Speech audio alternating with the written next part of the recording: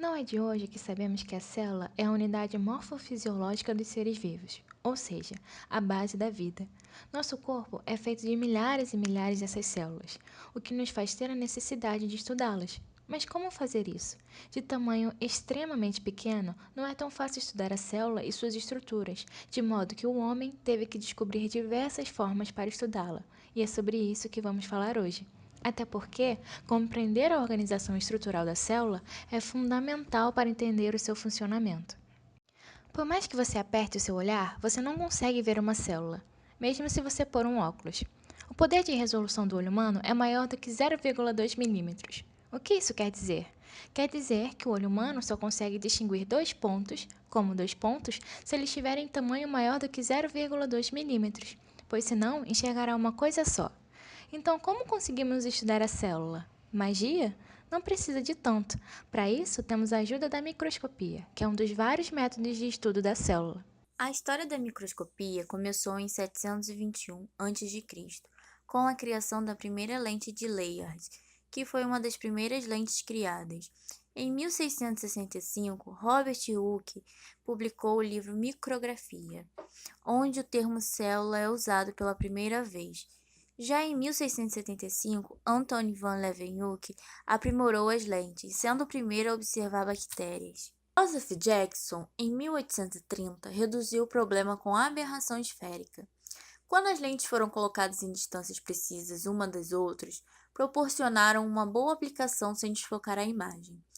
Richard Zsigmond desenvolveu o ultramicroscópio e é capaz de estudar objetos abaixo do comprimento de onda da luz em 1903. Em 1932, Fritz Zernike inventa o microscópio de contraste de fase, que permitiu o estudo de materiais biológicos incolores e transparentes. Em 1933, Ernst Truska desenvolveu o microscópio eletrônico, onde melhorou a resolução e expandiu as fronteiras da exploração. E em 1981, Kerr Bennig e Heinrich Höher inventaram o microscópio de tunelamento por varredura, que forneceu imagens tridimensionais de objetos ao nível atômico. A microscopia óptica é o nosso ponto de partida, já que foi com ela que a biologia iniciou e até hoje tem sido uma ferramenta essencial.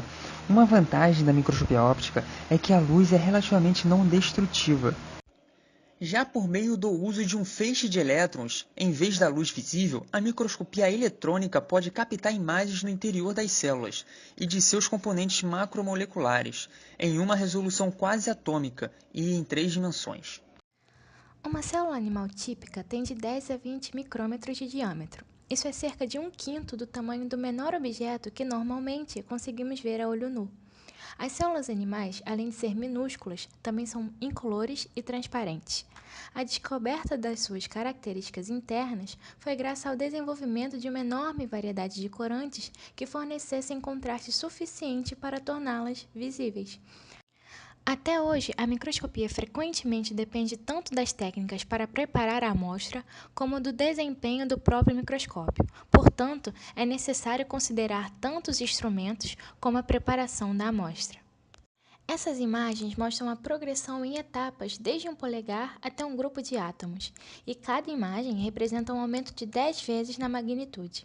O olho nu poderia ver características dos dois primeiros painéis. O microscópio óptico nos permite ver detalhes que correspondem ao quarto e ao quinto painel, e o microscópio eletrônico ao sétimo ou oitavo painel. O microscópio óptico pode resolver detalhes com distâncias de 0,2 micrômetros. Em termos práticos, as bactérias e as mitocôndrias, que têm cerca de 500 nanômetros, ou 0,5 micrômetros de largura, em geral são os menores objetos dos quais o formato pode ser claramente discernido ao microscópio óptico. Detalhes menores do que esses são ocultados pelos efeitos resultantes da natureza da onda da luz. Quando o feixe de luz passa através das lentes de um microscópio, devido à natureza da sua onda, a luz não segue a trajetória idealizada de um raio ininterrupto prevista pela óptica geométrica.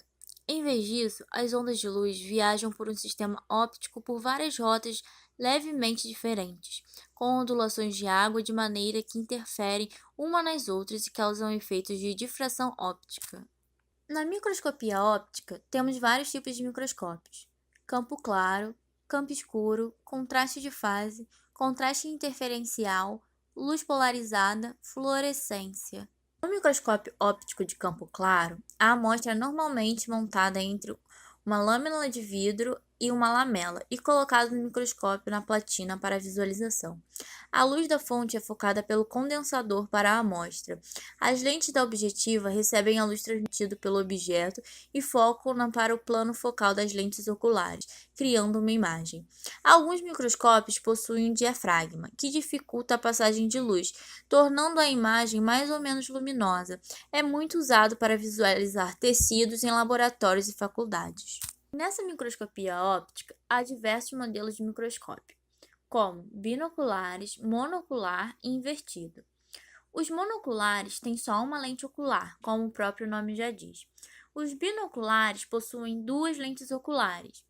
Já o microscópio invertido possui a sua luz condensador na parte superior e as lentes na parte inferior, e é comumente usado para observar cultivo de células. O microscópio óptico de campo escuro explora o fato de que os raios de luz podem ser espalhados em todas as direções por objetos pequenos no seu caminho.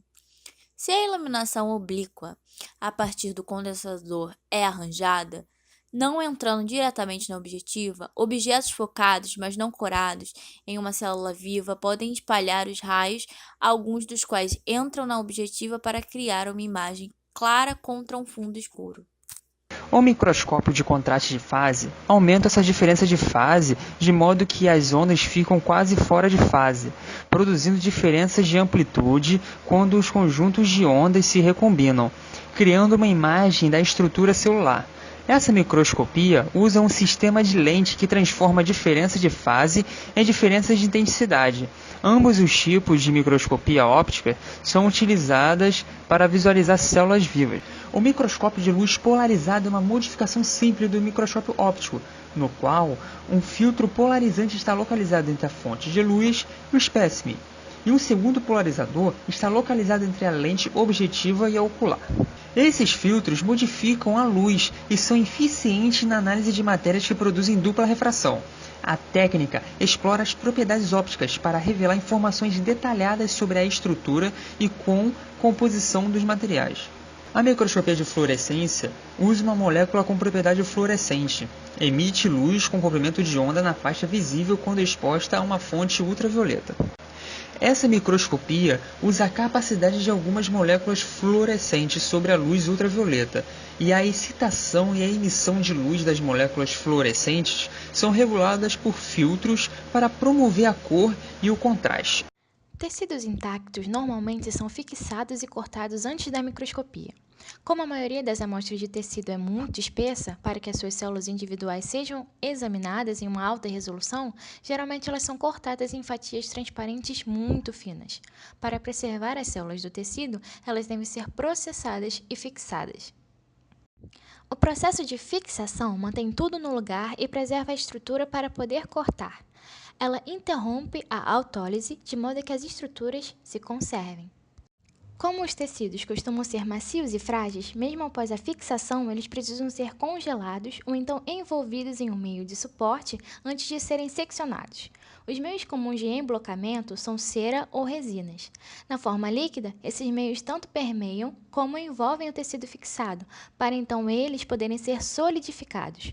Com isso, formam um bloco sólido que pode ser prontamente seccionado com um micrótomo, que é uma máquina com uma lâmina afiada. Uma abordagem para trabalhar com secções finas de tecido que revelam diferença nos tipos de moléculas presentes é que elas podem ser coradas com corantes orgânicos que têm alguma afinidade específica por determinados componentes subcelulares. O corante hematoxilina, por exemplo, tem uma afinidade por moléculas carregadas negativamente e, por isso, revela a distribuição do RNA, DNA e proteínas ácidas em uma célula. As moléculas específicas podem ser localizadas nas células por microscopia de fluorescência.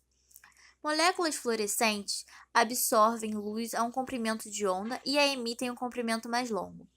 Se iluminarmos tal molécula no seu comprimento de onda de absorção, então a visualizarmos por um filtro que permite apenas a passagem de luz com o comprimento de onda emitido, ela brilhará contra um fundo escuro. Como o fundo é escuro, mesmo uma quantidade mínima de corante fluorescente brilhante pode ser detectado. A microscopia de fluorescência é mais utilizada para detectar proteínas específicas ou outras moléculas em células e tecidos. Uma técnica muito eficaz e bastante usada é acoplar corante fluorescente à molécula de anticorpos, que então servem como reagente para a coloração altamente específica e versáteis, que se ligam de forma seletiva a determinadas macromoléculas, muito importante entre as proteínas fluorescentes utilizada por biólogos celulares. Para esse propósito, é a proteína verde fluorescente, GFP. Ela é codificada por um único gene, que pode ser clonado e introduzido em células de outras espécies. Microscópios eletrônicos podem resolver estruturas muito menores do que as possíveis com luz visível, que é o caso do microscópio óptico. Essa resolução mais alta tem um custo. A preparação da amostra para a microscopia eletrônica é mais complexa e é mais difícil de se ter certeza de que a imagem visualizada corresponde precisamente à estrutura viva original. Entretanto, é possível usar um congelamento muito rápido para preservar fielmente estruturas para a microscopia eletrônica.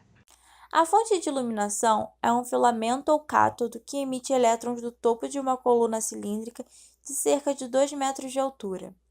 Como os elétrons são espalhados por colisões com moléculas de ar, o ar primeiro precisa ser bombeado para fora da coluna para criar vácuo. Os elétrons são então acelerados a partir do filamento, por um ânodo próximo, e atravessam um pequeno orifício para formar um feixe de elétrons que desce pela coluna. Bobinas magnéticas colocadas em intervalos ao longo da coluna convergem um feixe de elétrons, assim como as lentes de vidro convergem à luz do microscópio óptico. A amostra é colocada no vácuo, por meio de uma câmara de compressão, na trajetória do feixe de elétrons. Como a amostra é exposta ao alto vácuo no microscópio eletrônico, o tecido vivo normalmente é morto e preservado pela fixação. Como os elétrons têm poder de penetração muito baixo, os tecidos fixados em gerais devem ser cortados em secções extremamente finas antes de serem visualizados. Isso é alcançado desidratando a amostra, permeando-a com uma resina monomérica que polimeriza para formar um bloco sólido de plástico. Então, cortando o bloco com uma faca de vidro muito fina ou diamante em um micrótomo especial. Macromoléculas específicas podem ser localizadas por microscopia eletrônica de imunolocalização com ouro. Os anticorpos podem ser utilizados em conjunto com a microscopia de fluorescência. O microscópio eletrônico de varredura produz diretamente uma imagem da estrutura tridimensional da superfície da amostra. Ele costuma ser menor, mais simples e barato do que o microscópio eletrônico de transmissão. Esse microscópio usa os elétrons que são espalhados ou emitidos a partir de uma superfície da amostra, diferente do de transmissão, que usa os elétrons que atravessam a amostra para formar uma imagem. Como utilizam feixes de elétrons no lugar de fótons utilizados em uma microscopia óptica convencional, soluciona o problema de resolução relacionado a uma fonte de luz branca. A amostra que vai ser examinada é fixa, desidratada e coberta por uma fina camada de metal pesado.